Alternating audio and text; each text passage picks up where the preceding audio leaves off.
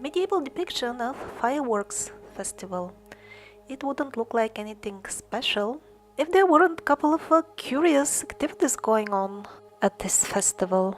For example, this installation, which seems to produce some sort of light, but it's not linear as it is with the properly depicted fireworks, or the also very well depicted torches or smoke from gunfire, all of which are depicted with light spreading in a linear manner. The strange devices emit light in the same way as a Tesla coil does. Also, it would be very hard to explain what the chaps around are doing if we continue to believe that the known sources of light known to man at that time would be candles, simple torches, fireworks, things like that. What these two are doing doesn't seem to be much different from this modern Tesla coil entertainment.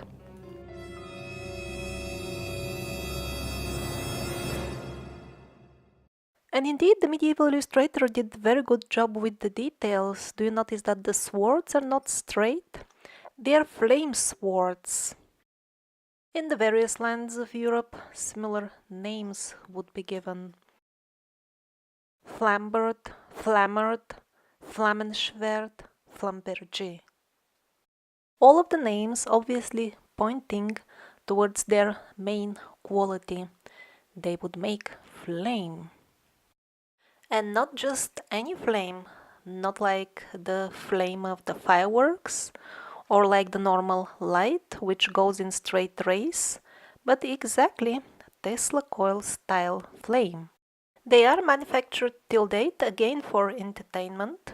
They bear the same name and they look the same, and probably even the technology behind them is probably similar as well. Here the zigzag is not on the outside but is still visible in the technical sketch showing the principle on which they work.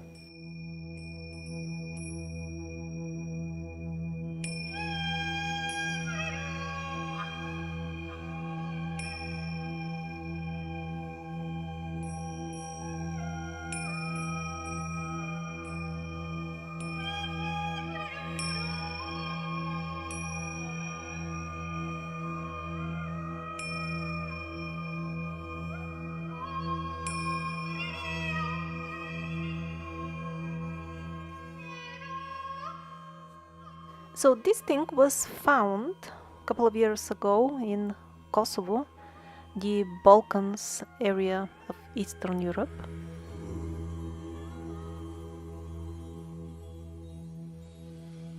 So, apparently, even our top pride, our modern electronics, even they seem to be nothing new. Nothing really only modern, that is. If we believe the modern geology, that all this stone was formed millions of years ago, which is probably not true. Here is one of the proofs. There are countless others as well. But the thing is that the thing has got a wheeled plug. It's not a really modern thing in stone, like the coin, and it's not even an exception. There are many of these type.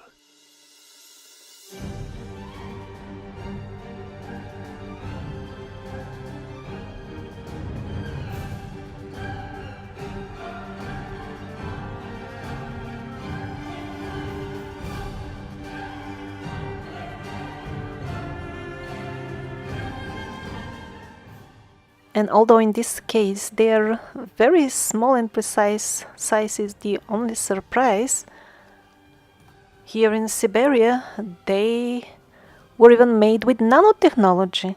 And again, a lot or maybe even everything of what I've shown you so far does not belong to some lost, wiped out civilization.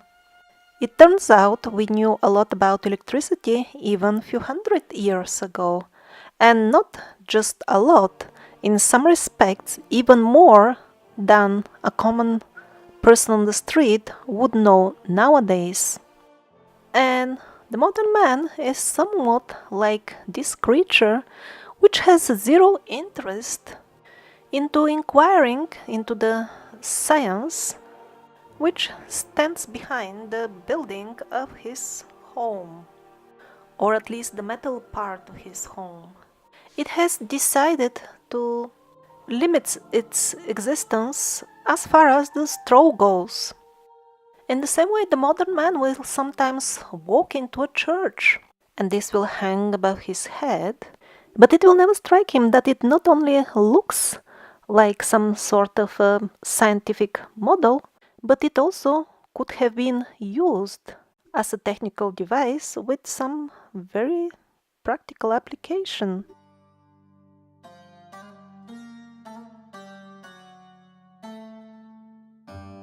Now let's see what's the situation with some modern patents for using atmospheric electricity.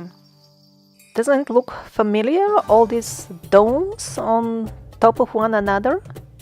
And in the description of the patent, they say that they have come up with this setup and these shapes just because they are optimal for collecting the biggest amount of electricity. The domes are described in detail in the patent. They must be hollow and interconnected in that way with each other exactly like it is in the churches. And then look at the antenna of this modern church.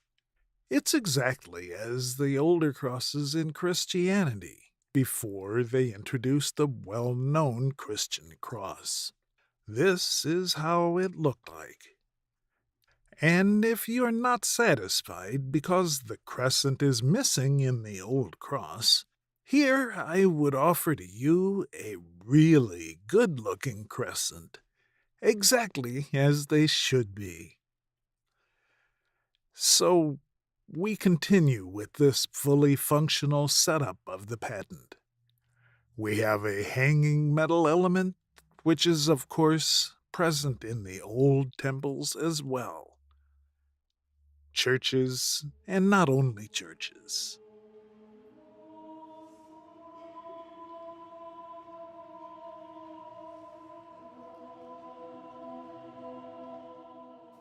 So, what else do we need to have our setup complete?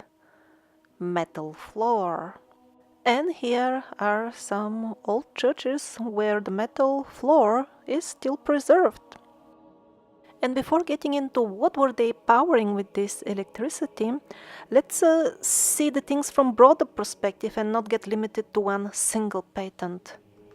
Actually, getting atmospheric electricity is relatively easy. This man is even taking a metal element high up in the air with his drone. Why? Because that's how it works. You need this metal element to have it high up there to have access to more electricity. And that's why we have all these antennas on the old buildings. Often there would be a cross as well on it, but not always. And even when we see a real Christian cross on the top of such domes, this doesn't mean that the original entities which put in place the rules for building ancient temples, they had exactly this symbol of the suffering Jesus being crucified in mind when they were making the rules of what in the church should be built how, and what is the practical application of what we now perceive as mere symbols.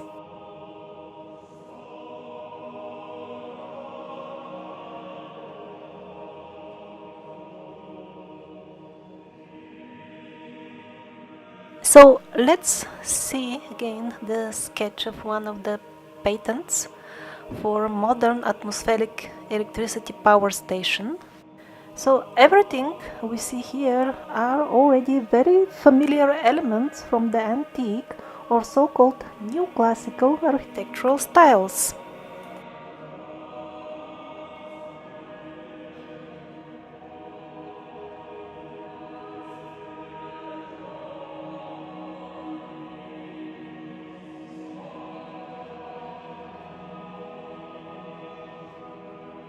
These are contemporary historic illustrations, and also some installations have survived till date.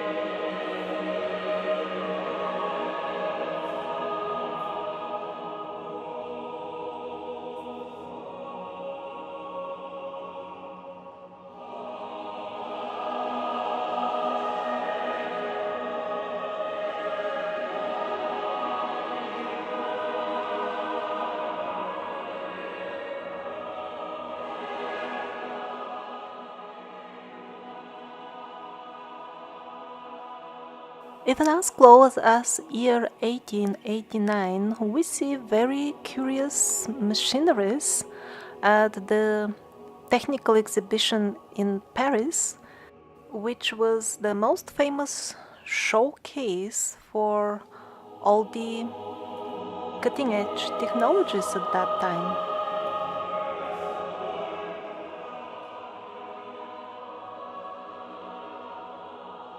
And all these miniature domes would be displayed in the technical department.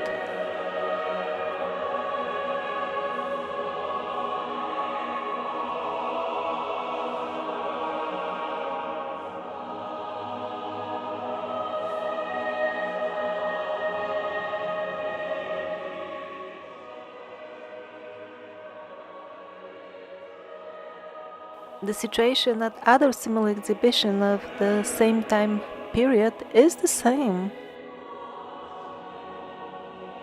Were these functional installations for collecting and using atmospheric electricity, or were they just cargo cult, imitating without understanding? This, for example, looks like some sort of cargo cult to me, still carrying the antenna. What once has been a functional antenna is probably now just a kind of a religious symbol. The first and most important thing that we have to do if we want to start understanding the ancient advanced technologies is to first of all abandon the deeply rooted concept that we need a very sophisticated device to get high-tech results. And that's why in 1985, Shivkar Bapuji Talpate built and flew an aircraft made of bamboo filled with liquid mercury, favorite ingredient of the alchemists. And yet the Shippepedia tells us that it was the Wright brothers 8 years later who successfully flew the first heavier-than-air powered aircraft. The achievements of Shivkar Bapuji Talpate are not publicly denied, they are just presented in a very misleading light. Oh, he flew it for some time and then the thing fell down. The airplane of Shivkar Bapuji Talpate was something like this. This was made actually for the Bollywood movie about him. So they're distracting our attention with the fact that it didn't fly long. So what, the Wright brothers, they went all the way to Saturn and came back with their aircraft? What the Wright brothers got right, and that's why they entered in the famous history, is that they used the technology which is in line of what would be allowed for common people to know and use during this era.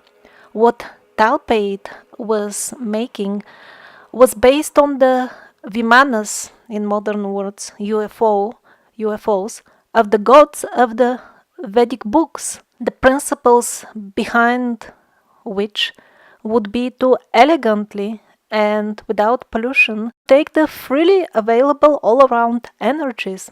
Well, what modern man is allowed to do is to only have access of polluting and centrally controlled sources of energy for the purpose of total enslavement by the use of artificial intelligence in the form of computer networks, which of course are centrally regulated again, which networks fully control what kind of information the people have access to, along with the most practical aspects of life. For example, where can you go? Do you have access to certain countries or areas is determined by an electronic device which reads a card or other form of identification which you have to present. The various branches of this centrally operated and regulated network also determine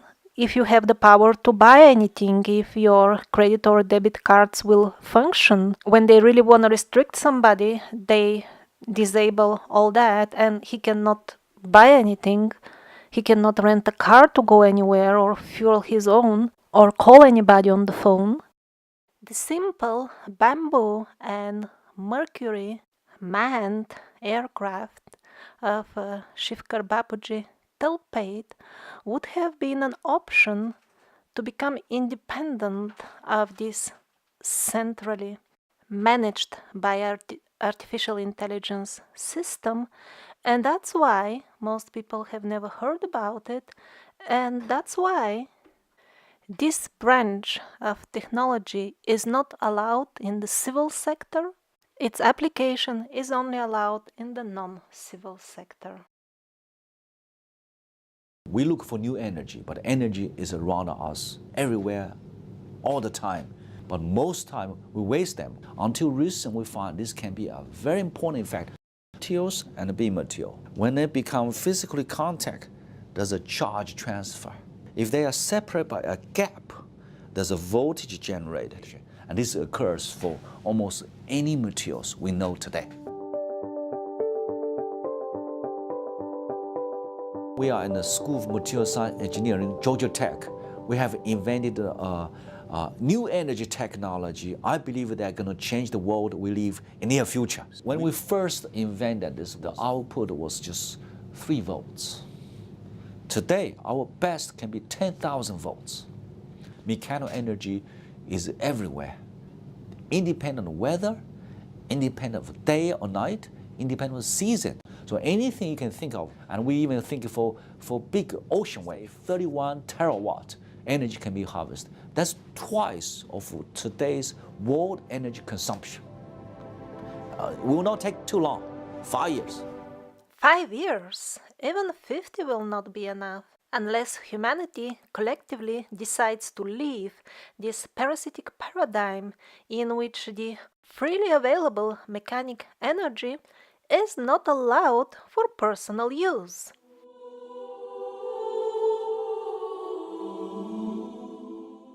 So what are these vimanas that I mentioned from the Vedic books?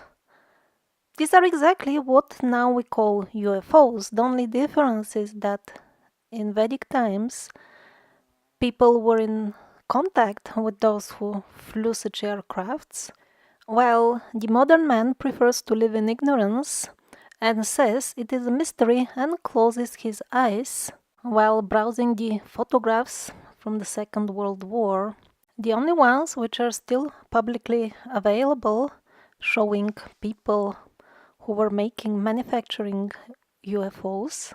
If you're not familiar with this subject, I would recommend getting familiarized as soon as possible, because with the speed with which they remove all unwanted information from outlets like YouTube, soon maybe even those images may not be available.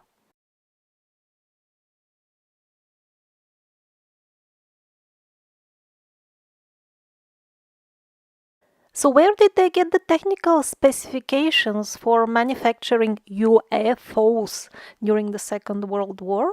Again, from Vedic sources, this is one of the people who were employed in translating for them and making the Vedic concepts understandable, because Sanskrit is very difficult to translate. And interestingly enough, surprisingly or maybe not surprisingly, if you search for the word Vimana in his official, quite long biography on Shiplepedia, the search results are 0. All these intricate, endless carvings at the Vedic temples, actually they contain many vimanas, but for a foreigner they might be somewhat hard to identify because they somewhat resemble small houses or some sort of decorative pavilions. Here we've got a couple of UFOs parked just like that in a broad daylight. Many of the pyramidal or dome-shaped towers or domes of the Vedic temples are actually entire huge vimanas. It's not just my personal interpretation, this is what people were carving, depicting the god. It moves around with its UFO, its aircraft, and that's why it is the thing that you would expect to be carved in a temple, the abode of the Lord. Here, a Vimana in the blue skies, it's flying. It looks like a castle. So many books are included in the Vedic literature as such. And of course, there are so many mentions of Vimanas, but one of them stands out, and that's Vimanika Shastra. Although it has been dictated in trance some merely 100 years ago, those who wrote it down claim that the ancient rishis were simply dictating through them a very old text. Well, as people say, seeing is believing. The photographs of functional UFOs that we have from the Second World War, well, they're exactly like Rukmi Vimana, one of the models described in Vimanika Shastra. And by the way, something of very similar shape made a crash landing in Pennsylvania, Kecksburg, on December 9th, 1965.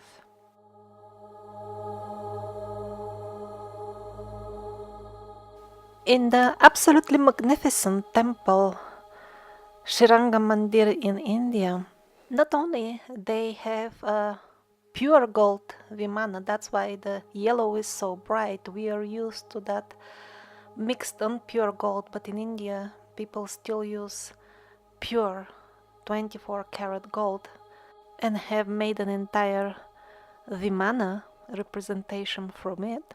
But apparently, according to reports of local people, while they were digging in the area, they found an old, genuine old, and still functioning Vimana, some 10 feet tall, in the underground chambers of the temple.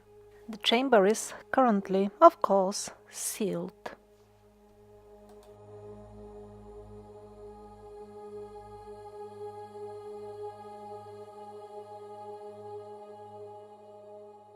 And for those who prefer a type of electricity which is nearer to our modern way of making it, that's also there in the Vedic scriptures. In Agastya Samhita, that's a very old compilation.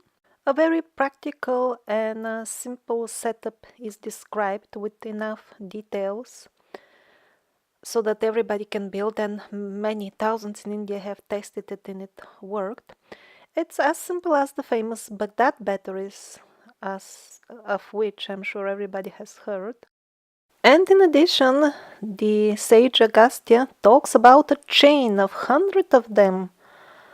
So these people, they knew what they were doing.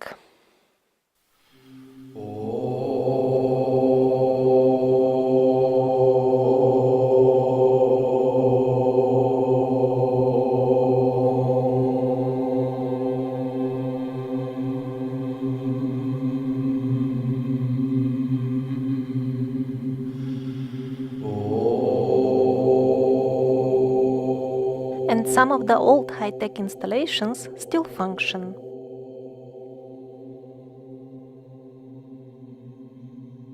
It is not by chance that in the Tirumala Venkateshwara temple in India, in Tirupati, they strictly monitor and don't allow any type of luggage inside so that nobody gets a chance to bring in any electronic device. Of course, cell phones and cameras are absolutely prohibited as well. And not just in the temple itself, the entire area seemed to affect electronic devices, and common people are not given a chance to study what is this all about. Like, for example, at this Stargate, through which an incarnation of the Supreme Lord once entered our world, one is not allowed at all with or without luggage. It is just locked up because when the era of the electronic gadgets started, people started noticing that they behave erratically at the place. For example, a person with a pacemaker just passed out when this was still opened and he visited the spot. And as usual, the attention of the common people is distracted in this way. It's typical, this is how Wikipedia describes the Stargate. Ironically enough, Wikipedia tells the actual truth, but most people will not understand it, and they did not intend it to be the truth when they wrote it. The thing is that anyway, everything that is natural, including nature and earth, is actually supernatural.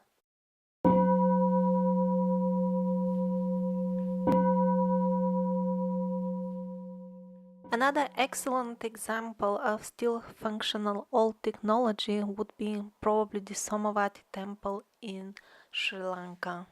It's a place with a record high number of UFO sightings, very well documented. Most probably it is because the installation on the top of the temple, which includes a large crystal, is properly maintained according to the old rituals.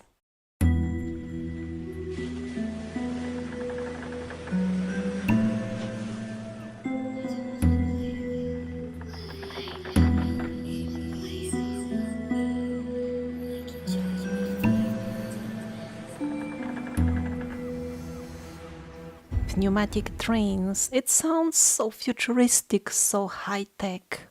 But people were using them century and a half ago in New York.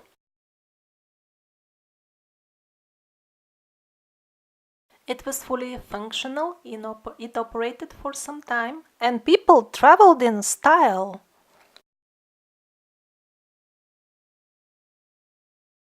But because it used that clean energy which is all around us, they just closed it down. We are not allowed to use this energy. We are too stupid for that. Even in modern days, now it is not banned, but practically it cannot serve the masses, this pneumatic technology. The excuse is always the lack of funds. But what about all the enormous subsidies poured into the oil industry? If they are directed towards cleaner technologies, there will be no lack of funds.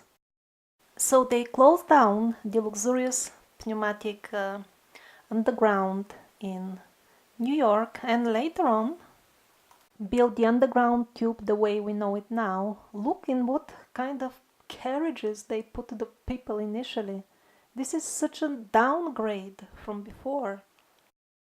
In London, it wasn't that luxurious as New York because they managed to stop the project at even earlier stage, but it was there as well.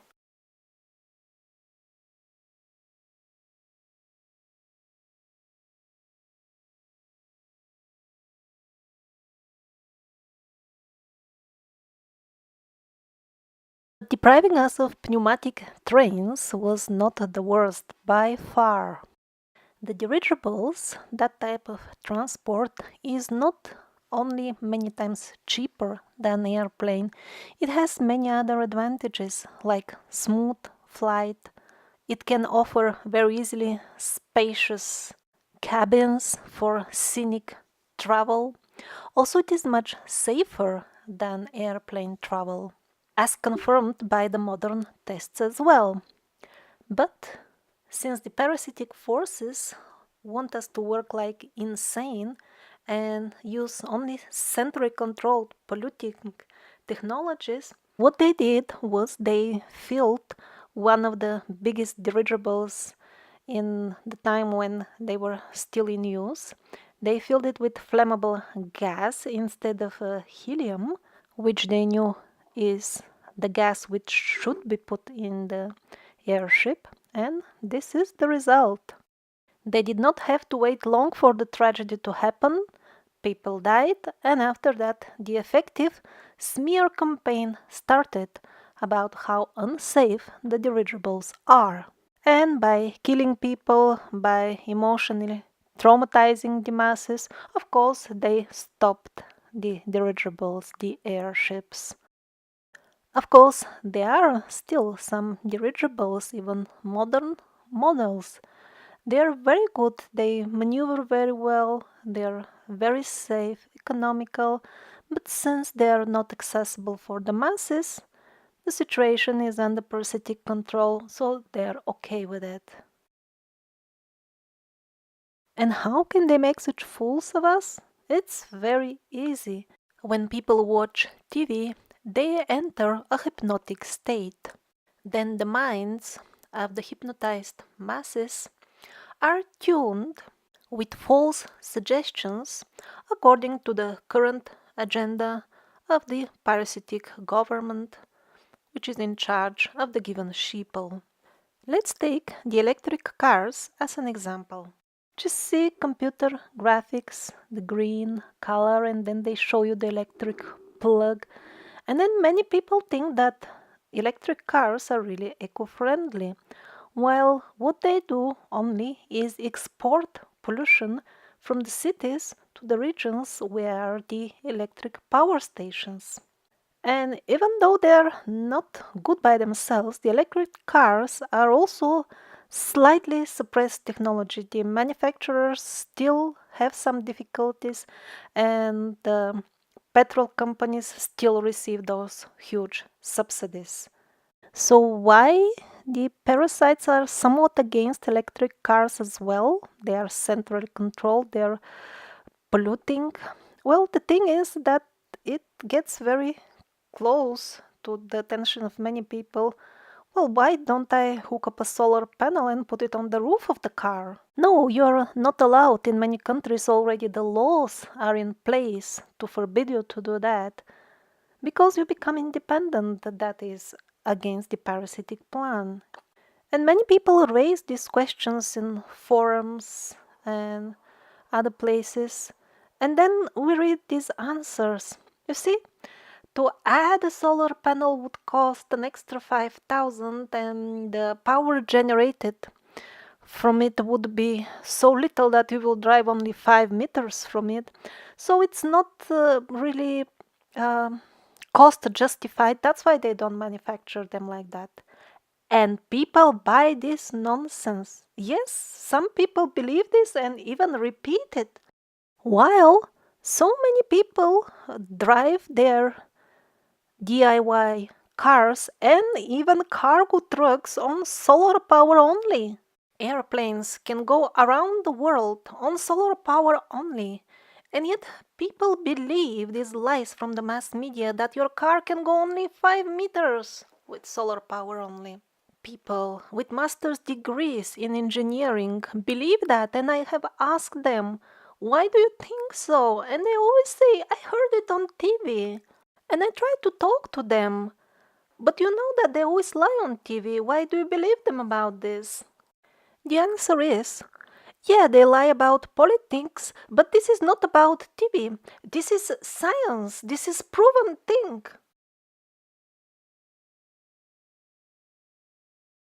Not to even mention how many people have demonstrated again and again functioning models of cars powered by water.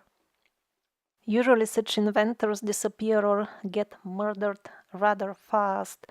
And all types of vehicles like this one, hybrid, magnetic, or only magnetic, very rarely we would barely manage to hear about them before they disappear together with the company which manufactures them. The commercial models of very cheap solar cars are ready since decades. But no, there will be no mercy for us, at least in near future.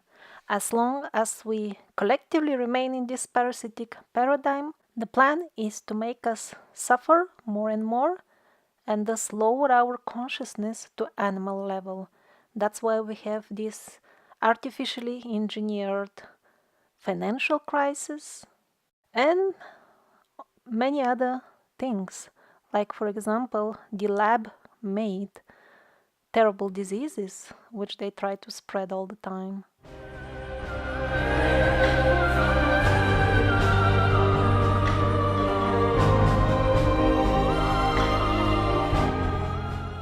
Actually, electric cars are not getting popular or introduced nowadays. They're something very old. Do you see the charging cable here? This one is from Detroit and Paris, New York. Most of the taxis were electrical. That's in the beginning of the 20th century. But one particular point I found like mind-blowing from this old catalog for electric cars, Babcock Electrics. So here you can make yourself familiar with the company and then various models along with their prices. 2,200, 3,200, 4,000. And the surprise is towards the end of this catalog. I can barely believe it, but I'm showing you what it actually says. 1,244-mile tour on a single battery. That's 2,000 kilometers. It's even shown on the map. There is no like confusion with the decimal figures or something. I mean, the modern electric cars have a range of 100 to 200 kilometers per charge. Is this some sort of different type of mile? Or am I confused about something? Bright future, it says. For whom? I'm sure the parasites are laughing at us, rolling from laughter, falling from the chair when they see how easily we buy such shallow lies. Years ago I was in England and they banned with law many branches of natural medicine on the grounds that one lady felt side effects, mild side effects from a kidney medicine, and that was it. She was fine in a few days. There were no consequences. But on these grounds, they made this legislation and the people bought it. Entire branches of the natural medicine were banned because of that lady who felt slight side effects. And many people actually supported this ban because of dangerous stuff, you know? When we are so stupid, which God will have mercy on us? There is no shortage of modern inventions which would eliminate poverty in no time and would make prosperous life for everybody easily achievable. The only problem is that we, the people, choose the wrong leaders. We sabotage our own lives, guided through hypnotic suggestions received from the TV. The fuel on which the entire tragedy runs is the excessive alcohol consumption, which was also introduced and is still now maintained by the parasitic forces.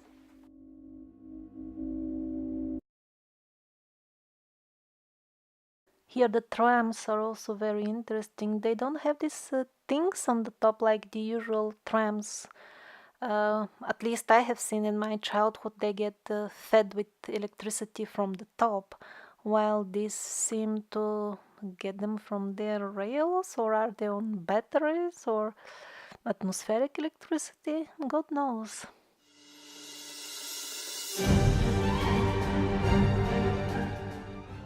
Some men add fins to their cars without having any special calculations from qualified engineers and so on, and managed to save up to 25% fuel after installing such fins. So where are these international organizations and commissions who scream so loudly that they make everything to protect the environment, everything possible? They seem to be just another department of this preposterous scam farce, which is just meant to keep us anchored within this paradigm, because the parasites don't have the right to keep us by force. The only way is to make us believe ourselves and maintain this paradigm.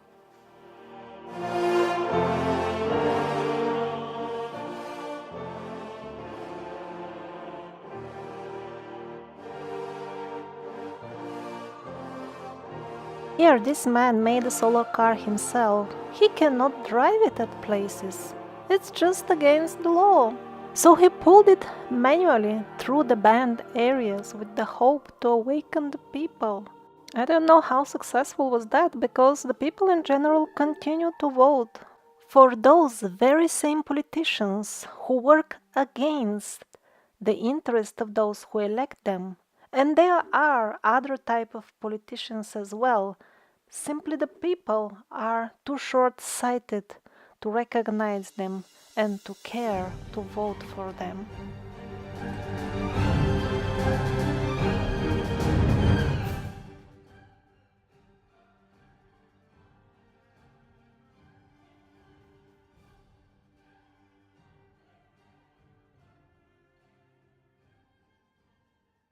When they were fabricating the official history, it was difficult to always remove all details, and here and there something from the truth was left, and one of them is the history of rockets in medieval times. They appear in the historic records that are available for us all of a sudden in the 17th century without any prior evolution at all, in a ready-made form, and moreover in a historic time when the need of developing them was not yet there.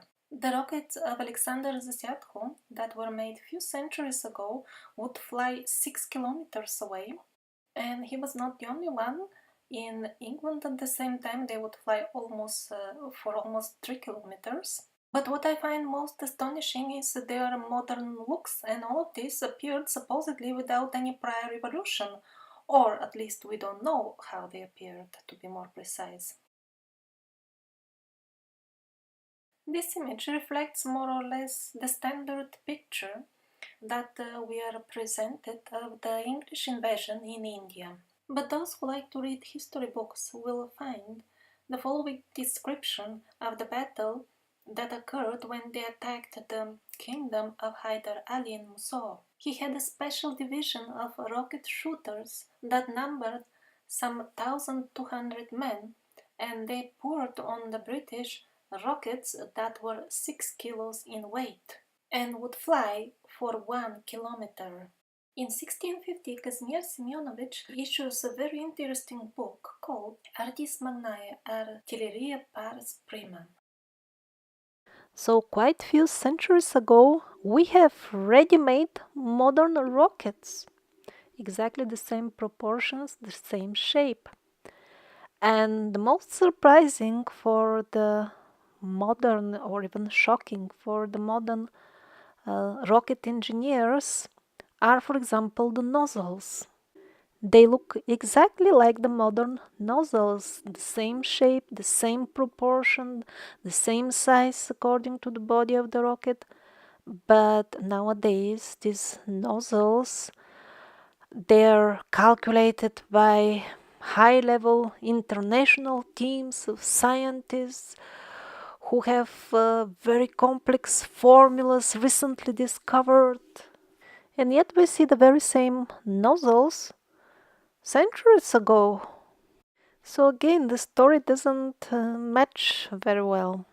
We are told that the laws of physics on which the calculations of the nozzles of the modern rockets are based were discovered just a couple of decades ago. Then how did they know what kind of nozzles to put centuries ago?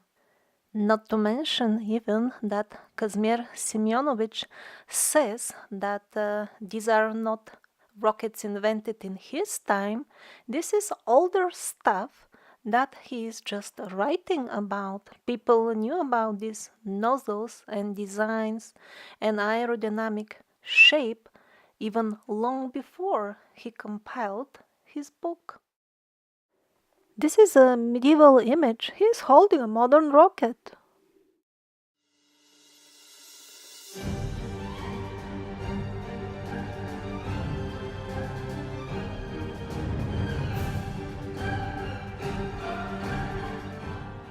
The famous Dendera light bulbs. And also all these types of buildings were always told they were places of worship based on their looks and the inscriptions found in them. But as far as the looks, they're not that different from those of some neoclassical electric substations. Or maybe the colorful decorations. You get that as well. Actually, most likely they were both temples and at the same time some sort of power stations or substations. It's hard to say what kind of power exactly were they transmitting, but if it was electrical, probably it was not wired.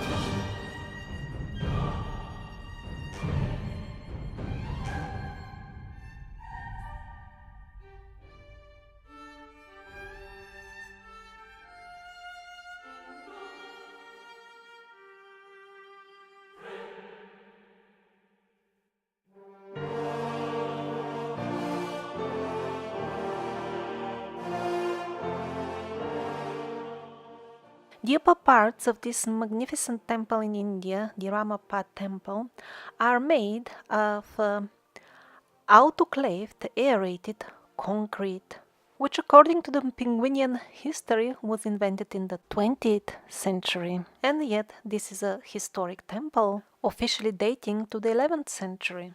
The stone of which the upper part is made doesn't only look like aerated concrete. It definitely has all the proper properties of the aerated concrete. For example, it floats in water.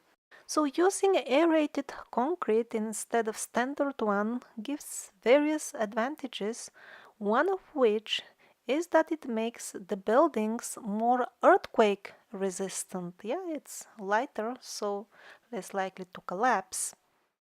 But not all ancient and historic temples in India are built out of such concrete. The use of this material is not very common. Why did they decide to use it exactly at this location and only in the upper part of the mandir? Most likely, they even saw in the future and knew what is about to happen to this temple. Just see how it looks inside. And all that is a result of a very violent earthquake, as if they knew what is about to come.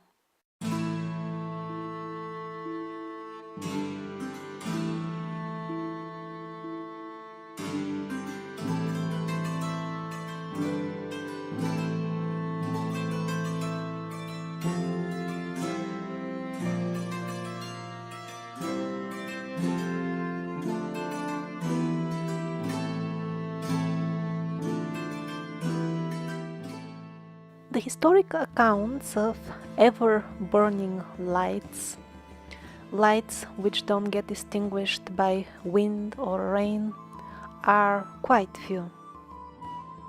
It is simply too many of them, and their descriptions are quite clear. The people knew what they were writing about. To accept the mainstream explanation that people in those days were of course stupid and they didn't know what are they talking about. Also, there are countless historic underground tunnels and cities and rock-cut ruins and so on. And also about them there are quite few accounts that they had some sort of lightning which we don't understand very well.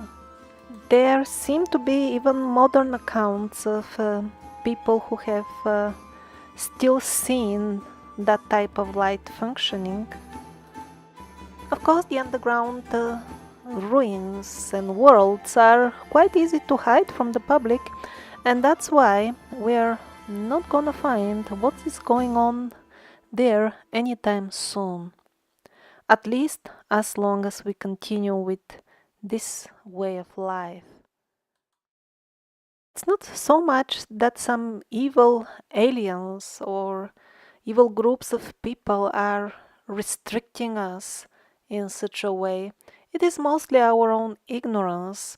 For example, let's return to those magical swords, the medieval magic weapons, literally, because a lot of what they did was also due to the spells which they would usually put in them. So how did the spells work exactly will be probably a subject of another series of videos, maybe even longer than the entire Survivors, but let's take even a basic thing. Before the warriors would go to fight, before a battle, they would always recharge their weapons by sticking them in the ground. And that wasn't some sort of a superstitious ritual, but something very practical. Those who are aware of the benefits of what we now call earthing will immediately understand that the technology that these fighters were using for charging their weapon is not much different than the technology we use now to recharge our mobile phones. But this was a common knowledge back then. Even common people knew how to connect to Earth and channel power directly, while what percentage of the modern population actually uses earthing or understands well how it works? I guess less than one.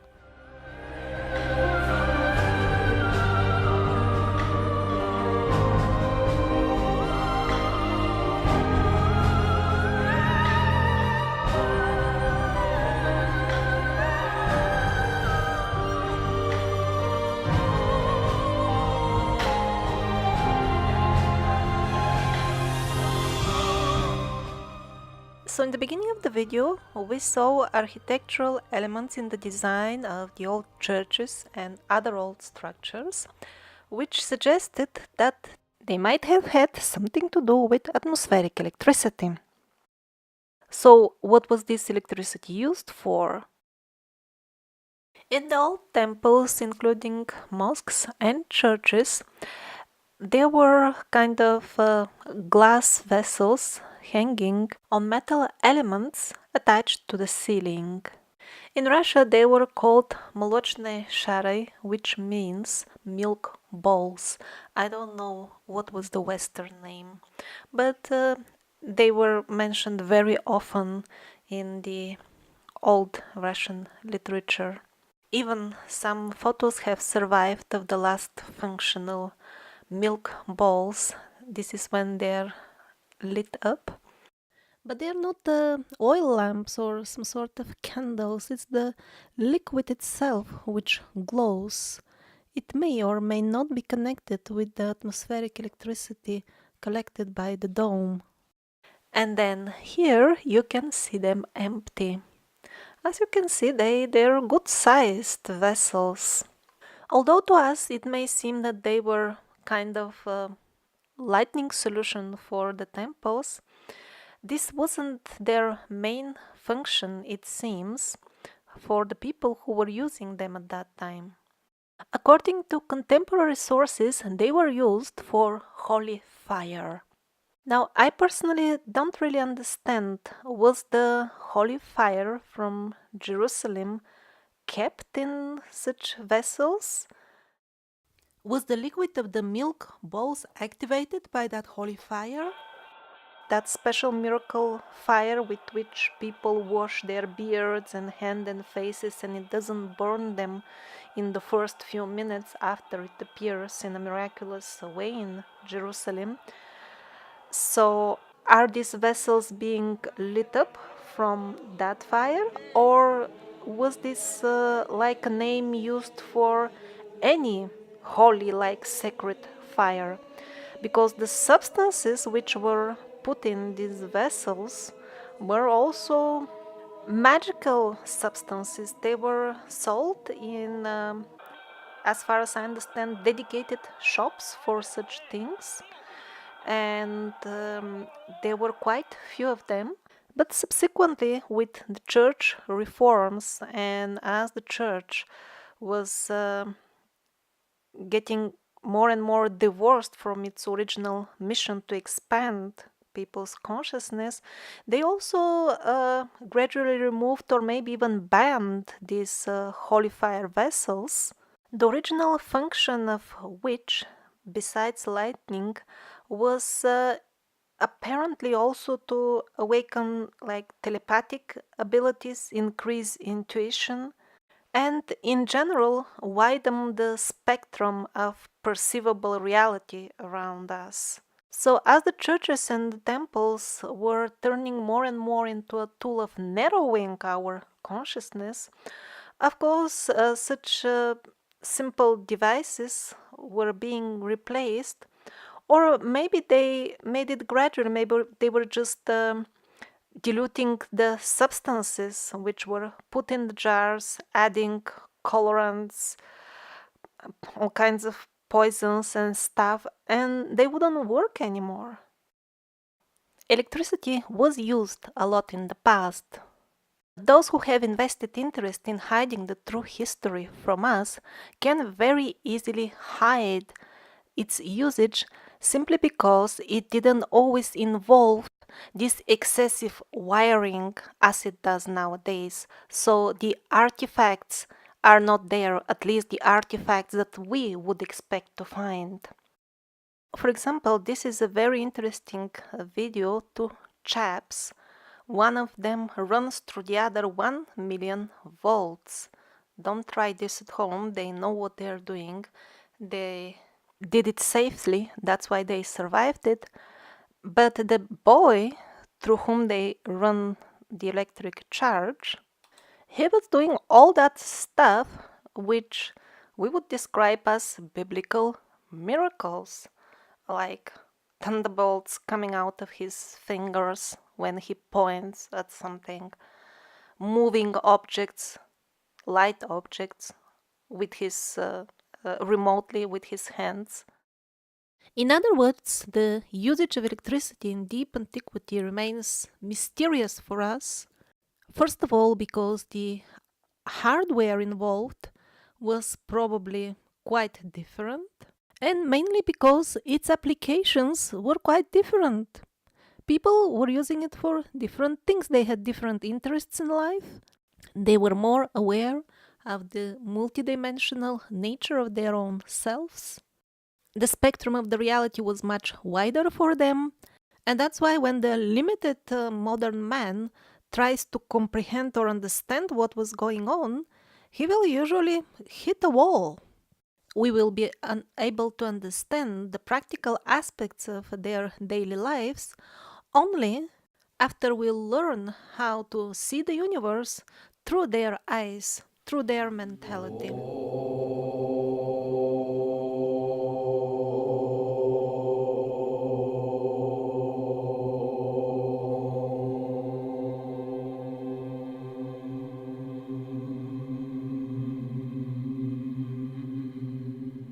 And by the way, in that video, his hair moves. It's very funny. It's not like the hair of the Medusa women from the International Space Station, which they spray with hair fix and that's why it stays fixed in the same position through the entire pathetic hoax show.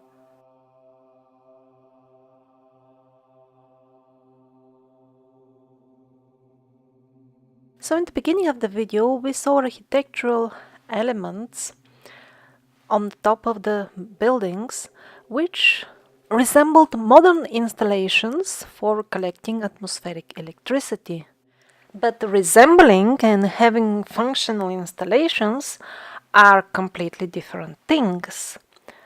So some of these buildings are pretty recent, were the people as close as a couple of 100 years ago using atmospheric electricity in their homes? Or were they just imitating ancient things without understanding their essence? And if it was just an imitation, then were the ancient prototypes functional then? Talking about historic atmospheric electricity, most people have heard about Nikola Tesla, but not much more. But in this 19th century book, we find information that actually these attempts to use atmospheric electricity were more or less always there. Chapter 10 of Basics of Meteorology and Climatology. The chapter gives an overview of the attempts to make use of the atmospheric electricity during the 18th and 19th centuries. Various setups were tested, including metal rods put at high places and even kites and balloons. I really like this illustration from this book. Every house has got its own balloon feeding it with electricity. But most of all, I like this illustration. It is exactly in the chapter dealing with atmospheric electricity, and it illustrates in particular at what height it can be harvested most conveniently. Here they specifically explain how high churches can reach different layers of the atmosphere and how much atmospheric electricity can be collected at those levels. How many of the modern people are aware about this stuff? Not necessarily in relation to churches. What about the building in which they live in?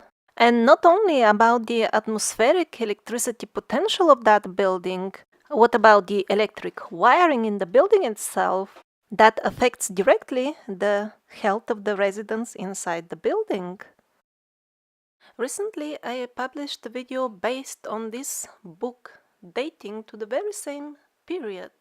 Although I published it as a fiction video, many elements from the description of the journeys of the soul from one body to another seem to be not that much fictional after all, because in the last few decades we have this new, at least for us, new scientific tool of the past life regressions, which is nothing else but an old, revived shamanic tool with which we can recover verifiable information of what happens to the souls after and before they inhabit their current body. And a lot of the details that are new for us, because they come from this very recent source, they are already in this trilogy, which contains the description of the other planets, or if you prefer, planes of existence. And even without going into details from this book, the very fact that it is all about the reincarnational path of the souls, and it is written by Christians for Christians, according to some sources, it was even used as a textbook in a Royal Army for Christian officers in a Christian government. This by itself makes me wonder, what was the Christianity like 200 years ago? It is not a secret that the early Christians had this doctrine of the reincarnation. It was part of their belief. And as the original teachings were gradually distorted and corrupted, reincarnation was given less and less attention, and at the end it got completely rejected. Certain divisions, subdivisions of Christianity remain true to these teachings of the reincarnation up to the 18th century. That was the information I had before. But now with this 19th century book, we don't find just mere hints. The very process of the reincarnation is the basis of everything that is happening. I'm giving this example with the reincarnation just to show once again that even a couple of 100 years ago, people knew much more than we think about many areas of life. Here are some robots even.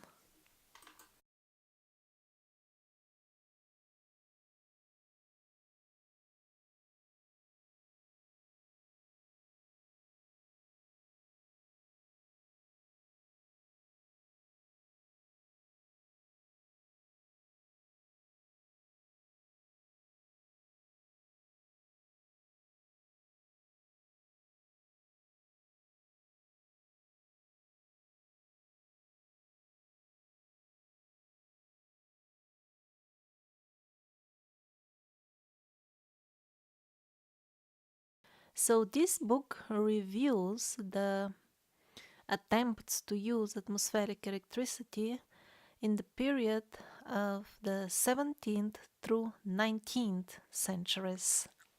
And as far as the usage of electricity in the times before that, before the 17th century, not only we lack information because we can't just go and open in the library books from really old times.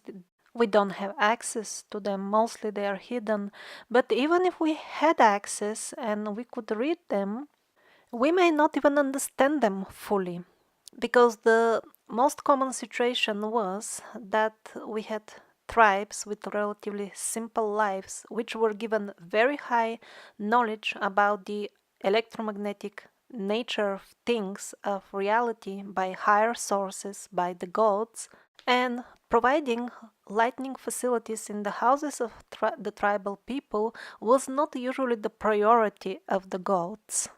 With the help of advanced electromagnetic techniques, people would acquire mystic powers, they would get access to other aspects of their self, or they would get healed or rejuvenated in a manner that would look miraculous to us, the modern people. And also, they were taught how to use this higher level knowledge of electromagnetism to maintain regular connections with the deities. Basically, the temples are places for very intensive exchange of electromagnetic energies. Sometimes they recharge people, they charge them with energy, sometimes they harvest their energy.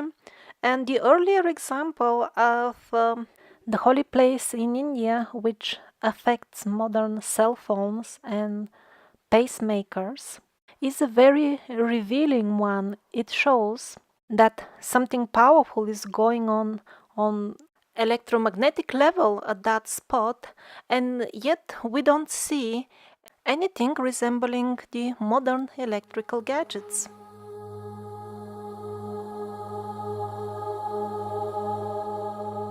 Now, do you see the figures of the three monks? Judging in relation to their height, the door behind them would be some 4 meters high, let's say. That's a quite good size for a door. At least for us, but not for those who built the original door, which was closed at some point to make the 4-meter door. The original one must be at least 8-9 meters. That's the height of a 3-4 storied building, just the door itself. Interesting, I wonder if it was made so big, reflecting the actual size of the people who were walking in through this door, the original one, or was it just the level of their self-awareness expressed as an architectural element.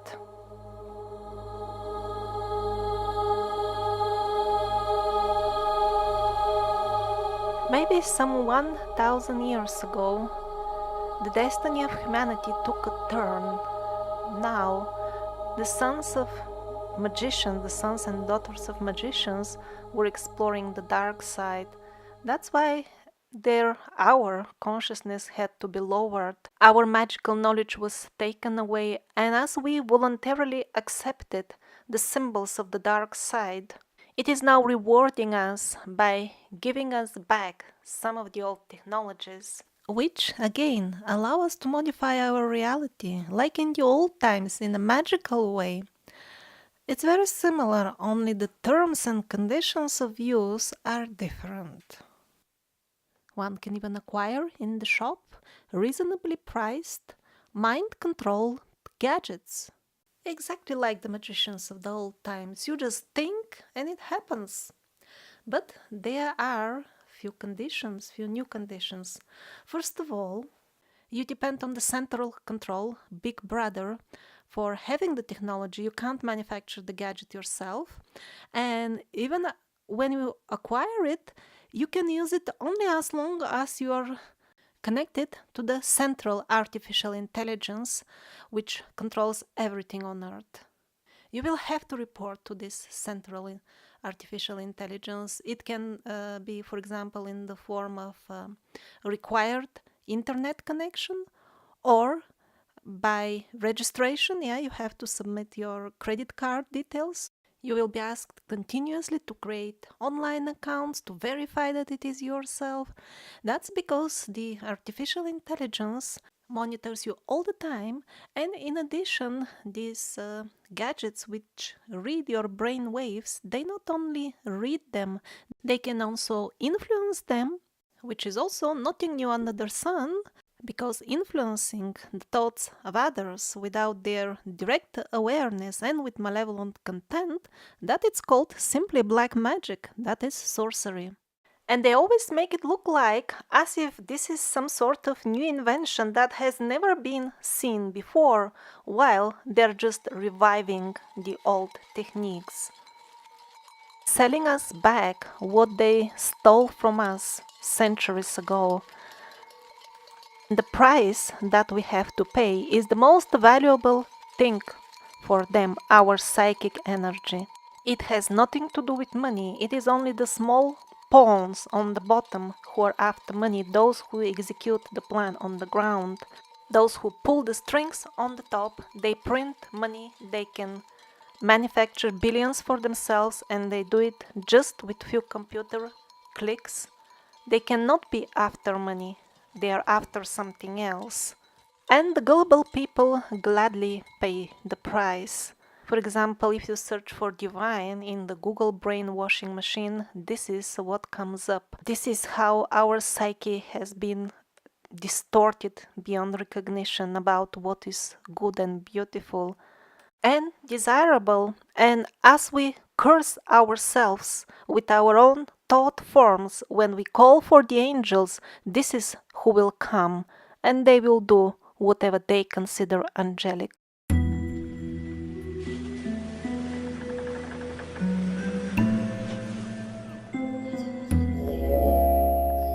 Our use of electric devices is really excessive. We are somewhat on the wrong path. In the past, when people were wiser, a lot was carried out, a lot of these tasks, they had sound solutions for them.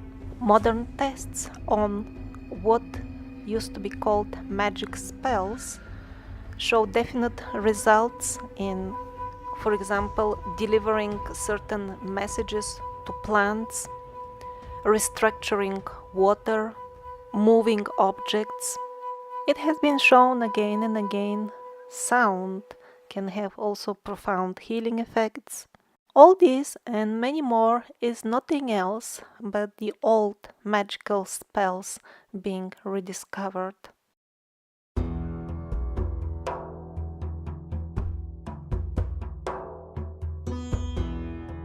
So Nikola Tesla was not discovering something new as such. He was simply consciously or unconsciously bringing back the old knowledge. Of course, he was a mystic himself. Tesla style installation was recently set up in US, but of course it has nothing to do with attempting to benefit the lives of the people who have financed all this with their taxpayers' money. What to speak of the benefits of this installation? They didn't even see the need to tell even the local people in the town what are they building.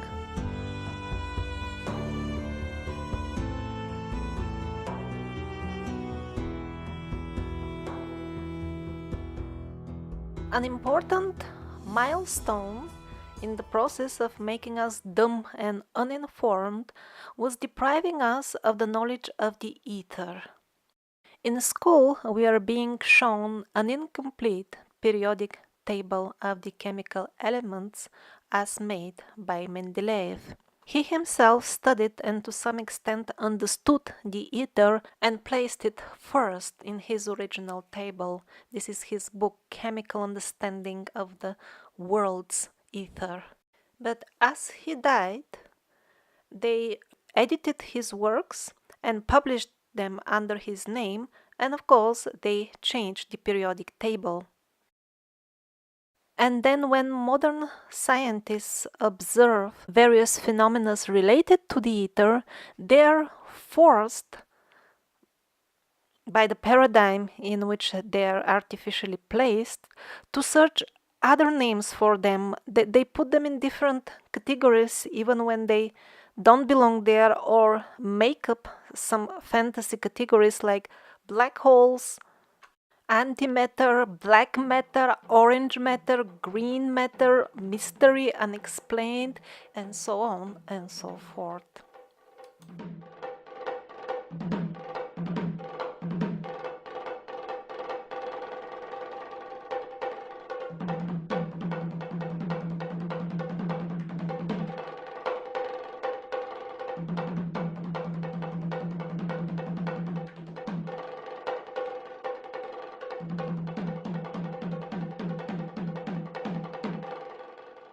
And no wonder that historically we find mostly, when we dig, remains of settlements which would be relatively simpler than our current towns and villages, and yet sometimes they would have installations which are better than ours, or artifacts which we cannot reproduce. And the reason for that is very simple and obvious from all historic sources. People did not discover gradually things as they always tell us in school. It was all given by divine sources. For example, the first emperor of China, who was extraterrestrial for all purposes. Or in the church there is even an expression, God the geometer. And not only geometry, the angels were the givers of all knowledge of all sciences. And that's how it was. And the medical science is a perfect illustration for this. Not only we read in the old books about very complex procedures like open heart surgeries just with herbal anesthetics, we also find the traces of that in complex brain surgeries, trepanation. If the people of those times were indeed as ignorant as the penguins assure us, they must have been dying from these holes that they were making in their heads. But they didn't, because the modern autopsies, they actually see that in many cases the people died from completely different reasons, and the bone, their skulls, had healed successfully before that. Another example is the Vedic system of medicine called Ayurveda, given to the people by the divine being Dhanvantari. But not according to the penguins. They want us to believe that the people discovered all those very complex formulas for the Ayurvedic medicines themselves. I mean, look at the contents of a given Ayurvedic medicine. Most likely you will see 20 or 30 ingredients which grow in areas far away from each other, or maybe not always grow but get collected or found, and their proportion is very complex and very precise.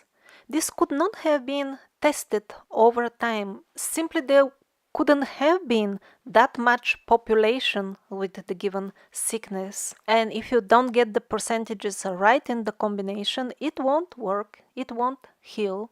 And there are hundreds of such Ayurvedic preparations. Even if we forget their number, even for a single one, how would you know which 30 ingredients you would collect from substances that come from very far away from each other regions? How would you know to start mixing in case you're experimenting exactly these substances in proportions and you will have practically so many thousands of possible combinations, indeed millions. If you don't know the recipe already, you would have never guessed it. You would have never guessed even which 30 ingredients to select for the given sickness, let alone their complex proportion. There is also a documentary, the name of which escapes me at the moment, and it's about the same point that I just made about the Ayurveda, but applied to the ancient Egyptian or Arabic in the land of Egypt, something like this medicine. And it was proving in detail the very same thing. Those procedures could not have been discovered gradually by those type of people that the archaeologists show us in the museums. Maybe they could have been discovered by the type of people which they don't show us in the museums because they hide their mummies. But as far as simple people using trial and error method, no way to find all those medical secrets that they knew. And sometimes modern men also stumble upon or rediscover by chance, maybe by chance, the ancient healing methods again. This remarkable man, Wim Hof, rediscovered what the ancient yogis have been doing for thousands of years. Using very simple breathing techniques, he made his body so resilient to external influences that he is able kind of order his body to remain healthy even in very adverse conditions. The penguins subjected the poor Wim Hof to various tests, even to the point of injecting him with viruses. But he simply ordered his body to eliminate the viruses, and it did. The psychic surgeries, which are still sometimes carried out in the Philippines, in Africa, and mostly currently in South America, also seem to be a revived ancient method of healing.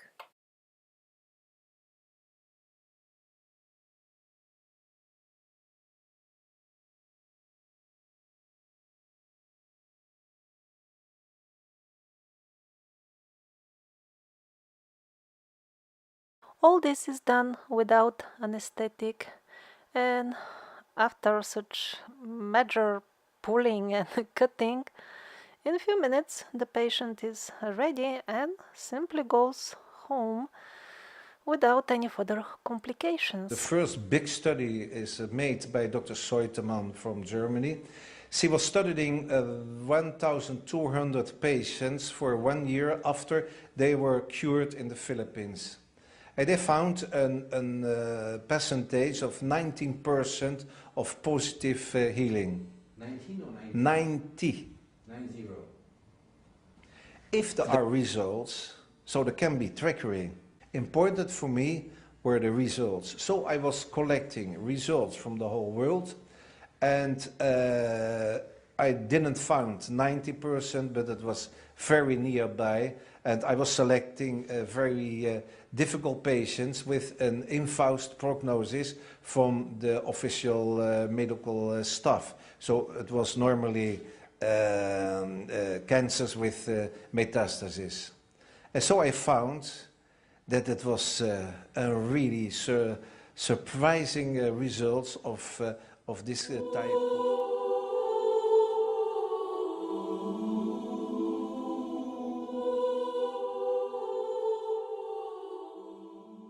The knowledge of metallurgy and smelting is a perfect example of very simple things, easy to carry out with simple means and achieve fantastic results, but only if you have somebody to tell you how to do it.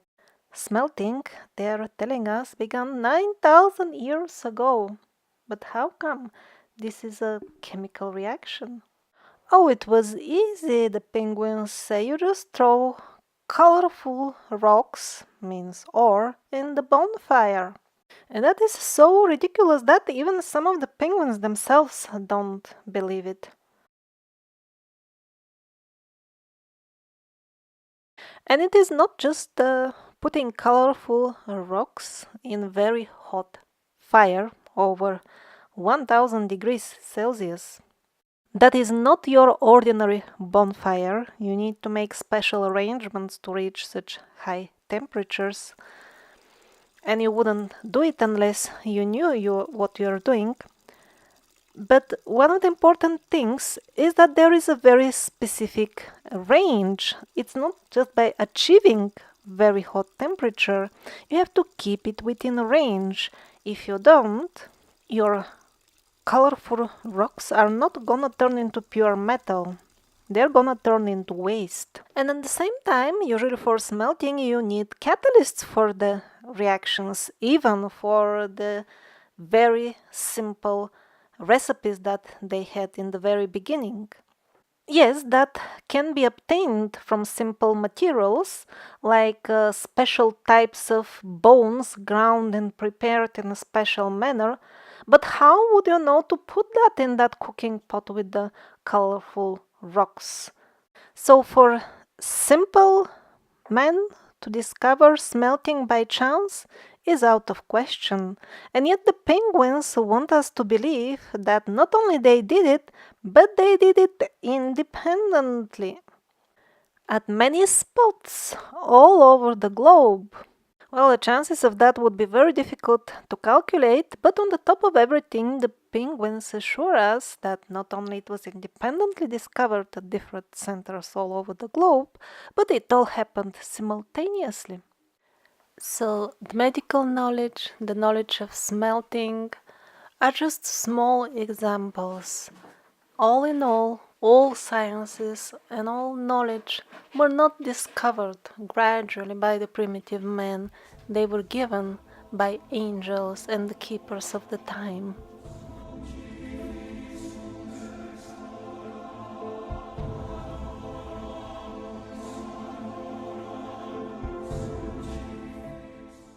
Why the people in the past were so keen on wearing lots of gold on their heads? That's very heavy, by the way. And if they could afford, they would even drink from golden cups. Or if it wasn't pure gold, at least the rim would be covered with gold if they can afford it. The answer which the penguins want you to believe, because they are paid to keep you in ignorance, is just because gold is shiny, looks good, it's expensive, and people want it to feel good looking and show off. But that is only a part of the full picture, and maybe even a small part, because what the people believed at that time is, for example, that the golden rim on a cup would remove the black magic in case it is in the liquid you pour in it. And surprisingly, or maybe I should say not surprisingly at all, in the modern days we discover that shielding materials made of precious metals are most effective against harmful vibrations. Like, for example, the waves of the wireless internet or the radiations emitted by our cell phones, which are very well known for making people sick. These modern vibrations are in no way different from the ancient vibrations called black magic or evil spells. Obviously, the golden crowns of the rulers provided similar protection. The king wanted to be able to think for himself. He wore a golden crown as a shield to be sure that no third party is tampering with his thoughts and his decisions. For example, these are modern devices which facilitate hijacking of the decision-taking process of the common people, of the masses. In the past, it could have been done with spells, without the help of devices, or a combination of the two. It doesn't matter what exactly is the medium, the result is always a malevolent frequency, which could be neutralized partially or completely by mesh of precious metals. The rich and abundant embroidery of gold and silver on the garments of the clergy is in no way different from the modern silver fiber shield fabric. Their original purpose in older times would have been protection from malevolent wavelengths and also protection from the radiation from the various devices gifted by the gods and angels to the people of the earth. The holy men of the past, who were really mediums between the angels and the humankind, they were the operators of such devices, and that's why they needed appropriate shielding clothing for the type of work they were doing. On what grounds should we consider those people more backwards than us, while the majority of modern men are not even aware that certain vibrations or even sounds which are outside of the spectrum which we normally hear, they can actually reprogram our psyche and brains and practically implant foreign thoughts in our consciousness? What to speak of doing anything against that? How many people are even aware this is going on?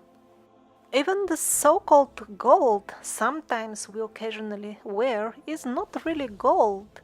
9 carat is more or less only 1/3 gold.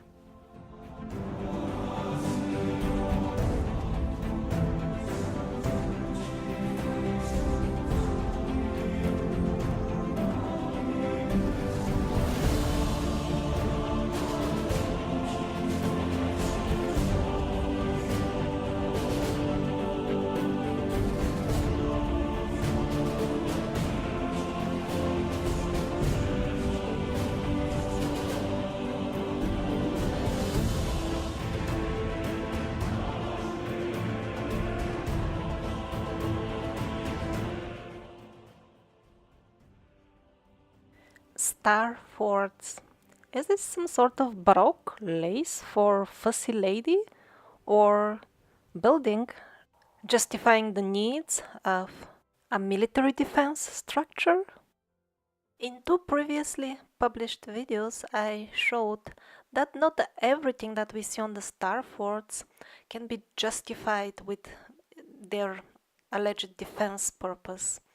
And also I have shown that their official history is of course not true. Sometimes they look kind of proportionate, so to say, while in many other examples the lace is kind of too much much lace to protect a relatively small enclosure.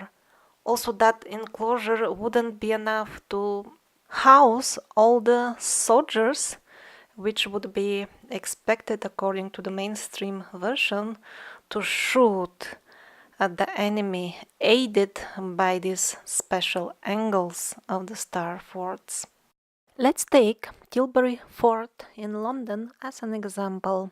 The English heritage is telling me that Tilbury Fort defended London from Tudor times until the Second World War even. How could this tiny small thing defend London? Probably its greatest achievement would be to defend its empty square in the middle. So the official story is that all these angles here were made so that the soldiers of the fort itself would hide behind them and shoot at the enemies, aided by these special angles of the star forts.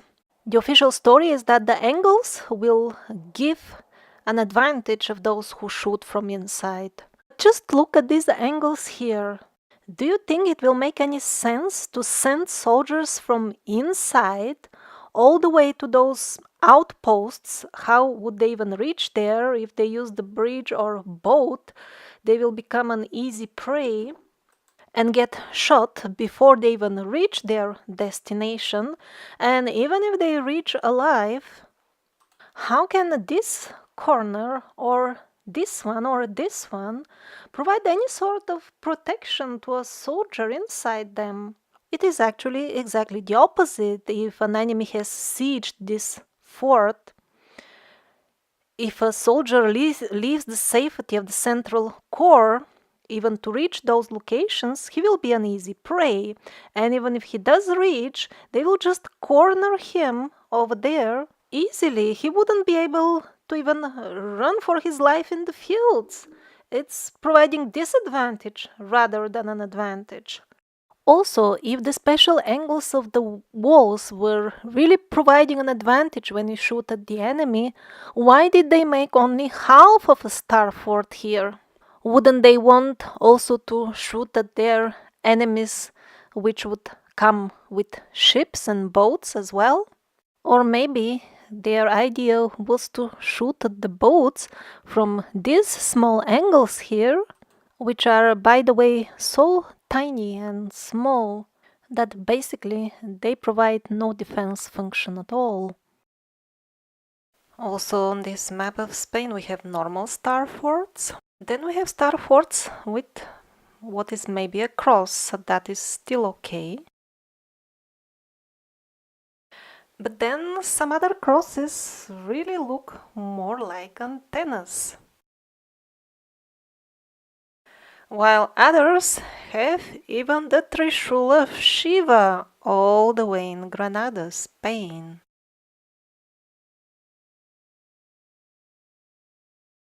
In Lisbon, they also decided it's fashionable, so they also have Trishul style antenna. According to somewhat reliable, let's say relatively reliable channel source, these star forts were actually using plasma technology, or at least that was the case with the one which they viewed with astral vision. They said the actual installation was deep underground, while the people who were servicing the part on the top, they did not understand fully how it functions. They didn't have even electricity in the top part. God knows if that is true, but it certainly corresponds to the overall picture. Even nowadays, one may walk into a temple without being aware or inquiring into the matter that the dome above him or her, together with the entire architectural setup around, actually influence him, sometimes even profoundly. One may get healed in a temple, or one may have one's energy harvested, depending whom is the temple devoted to.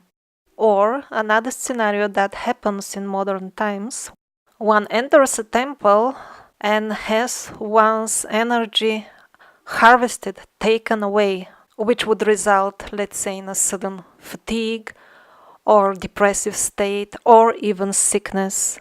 While at the same time, one is not even aware that one has entered the temple. How is that?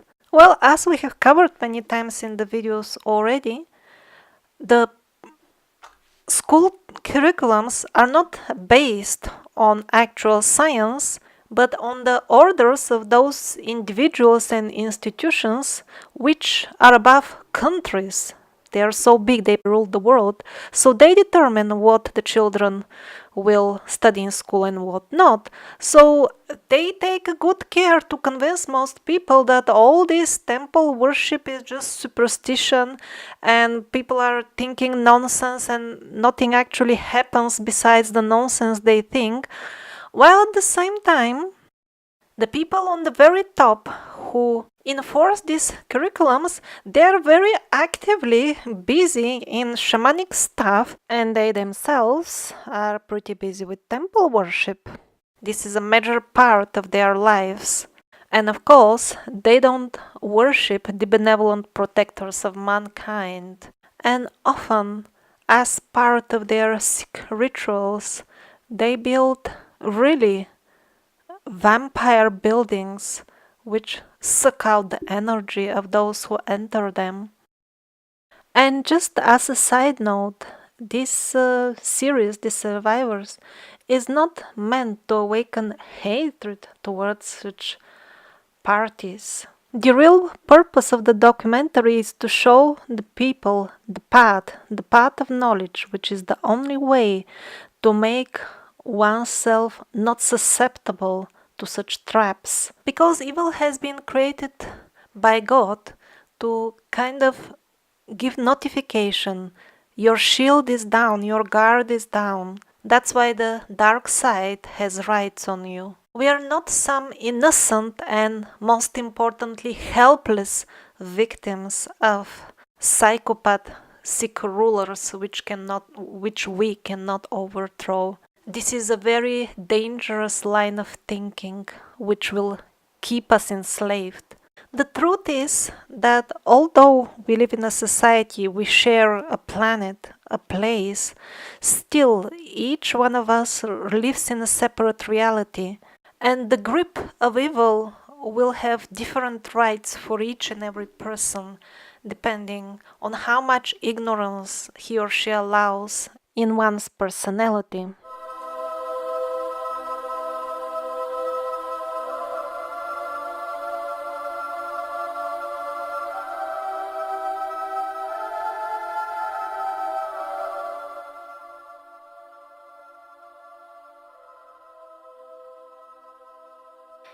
The people who wore top hats, the people who built the neoclassical cities during the last couple of centuries, the people who built huge dirigibles and pneumatic trains, they knew a little bit too much to be tolerated by those who were overtaking the world's rulership. They were becoming uncomfortable. The answer to all that was to bury them, their entire culture, under mud. Just see how much clay they have to remove, how deep are the railway tracks.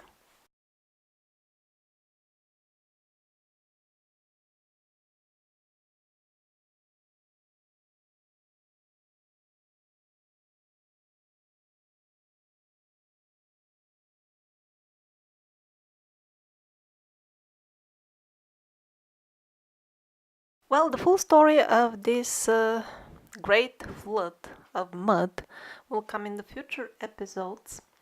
But since this episode is about technology, I will just show a quick example of what happened with what was left from them buried under the mud. It will be about a character called John James Hughes, one of the richest men of his time, an Englishman. So, according to the official version, this man in his golden age, although extremely rich, He took his fine English clothes and went in the fields of faraway Russia at an uninhabited place to build a metallurgical factory at the wrong place. There was no suitable ore nearby anyway. To make the long story short, I'll skip all the details of how he obtained the lands with frauds and bribe. All those details you can find in this video. And I want to show you the photographs of his alleged construction, because we are told that he arrived and there was nothing. He was the founder. I mean, look at these houses, they're still half buried. All over his alleged new construction place, we see ruins that he is simply excavating. And by the way, it was his personal thing that he was very much fascinated by history. Since he was extremely rich, he used to maintain an entire network of people who would report him from all over the world about any possible interesting acquisitions related to history, including artifacts, old maps, information, or anything else which can be of some value. So probably that is how he knew where to dig. He wasn't building anything new, he was just repairing old stuff. Look at the holes in the roofs of these buildings. Allegedly, these photographs were taken around their inauguration time when they were built and just started working. What was there before that, we don't know, but the chimneys are really impressive. Compare them to the people's figures besides them.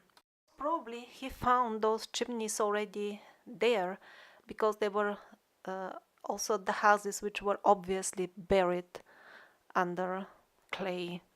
What kind of construction this could be? Half buried rotten pipes. And the bricks on the wall are already rotten. So what was he actually doing there? Why are they even digging below this rotten building? To repair the pipes, which seem to be beyond repair anyway? Probably not, because they're digging entire level below the pipes. Nobody seems to be working on the rotten wall or the rotten pipes. Instead of that, we see that there is a simple line organized to transport something to the surface. Yeah, that's what the people are doing. The women, that's what they have in their baskets. It's a light colored stuff, obviously different from the stone around. Is it just white stone? Or is it something shiny, like a shiny metal? We don't know. Or maybe something even more precious? Like these super expensive materials, looking at the price tags of which, no wonder some people speculate that they can be only meant for export off planet.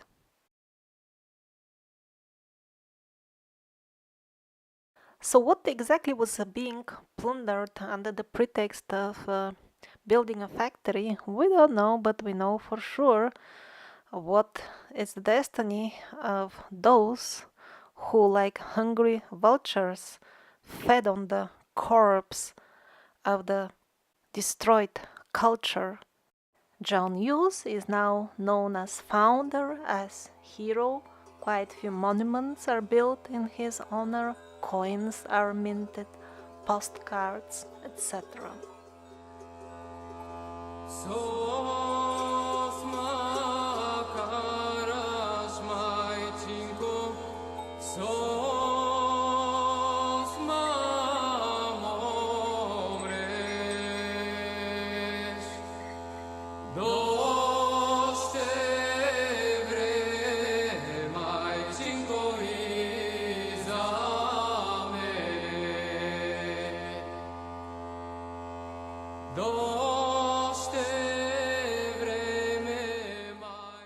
So maybe in conclusion we could say that the technology in the old times was of two types. Type 1 would be devices or subtle structures which are far beyond our understanding. They would be used by the gods or angels themselves, or would be given as gifts to mortal man by those superior beings. An example of those would be the Brahmastras. That's how a superior type of weapons are called in the Vedic books. They would leave behind nuclear type devastation, which of course doesn't mean that they were exactly nuclear. Another example would be the famous Ark of the Covenant, and yet another, the magical shamir of King Solomon, which could disintegrate any material, including very hard stones, just by its, quote, glance. Judging by the various descriptions of this magical shamir, it could have been using some sort of technology similar to what now we call alpha radiation. That very King Solomon apparently possessed flying carpets which could transport even thousands of men during a single flight. There was a report that when Rurik went to Tibet, over there he heard legends about King Solomon, who has been visiting Tibet with on his flying carpets. And the second group, the second type of advanced ancient technology would be usually very subtle forms of energy transformation which could accomplish amazing things. And again, it would be taught by the angels to the simple tribal people. And since those higher beings were immensely more knowledgeable than ourselves about the laws of nature and everything else, they could suggest methods which are extremely simple and yet very, very effective. Maybe this frost guard could provide some example in this regard. It is relatively simple and doesn't require any digital gadgets, and yet it is much more cost effective, and it doesn't pollute the environment as the other means which would be used for the same purpose usually in the modern world. The sound technologies were used really a lot in the old times. And it wasn't just about moving objects, which we have also achieved in our laboratories. Blessings and cursing was much more widely used. Those have been also confirmed by modern experiments to be very effective.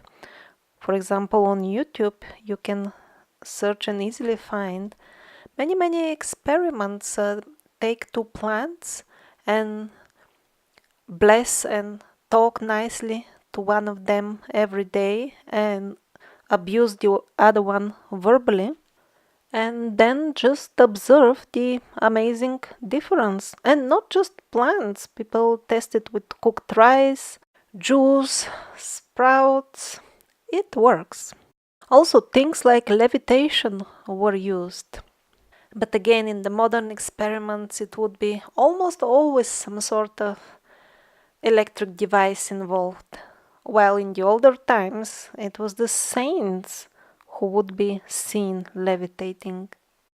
But I think it's the technology of the modern holograms which will be the best way to explain ancient technology to the modern man.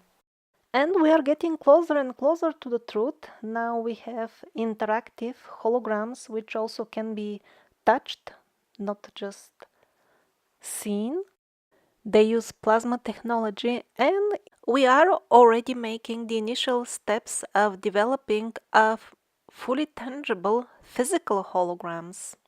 So what the celestial guardians of humanity taught to the primitive man was a combination between the use of various holograms, physical and not. They were often activated by sound codes or simply brain impulses.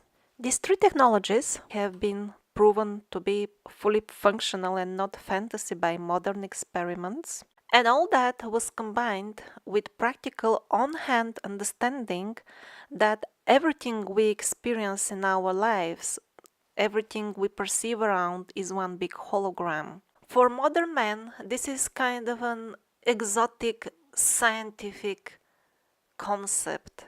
But since ancient men were already born with bodies geared up for subtle technologies, mainly thought and sound operated, and since they grew up in an environment where since children they were taught how to feel the life pulse of everything around. As a result of all this, they were far better tuned to these all pervasive patterns of the Creator God, which are responsible for manifesting everything which we perceive as reality. Add-on technologies were also used depending on the field of reality which they wanted to manipulate. For example, levitation, the power of crystals, the powers of the sacred plants. Magic was used on a day-to-day basis to accomplish pretty much everything we can imagine and much more. Modern children have their minds clogged up at very early age with tons of useless or even wrong information, which was not always the case in ancient times when the shamans would teach the really important stuff to the pupils about the nature and subdivisions of reality, which is absolutely holographic and can be adjusted for the purpose of having a happy life using holographic techniques and technologies. Some of these subdivisions are larger, they could be called planes of existence. Others are smaller, these are the clusters like bubbles of the personal realities of the countless living beings like me and you, which reside in these realities. Don't worry that at this point we can air, so to say, only dead, so to say, holographic images. It is just a question of time, and holograms will be combined with teleportation, which is also not a science fiction anymore. They have practically managed already to teleport successfully small particles. So take on one side the technology of the holograms, teleportation, and sound, aka magic spells, and combine them with understanding of the nature of karma and the way the various bubbles of personal realities interact between each other. And so you have arrived in the realm of magic, practical magic, the technology of the ancient people.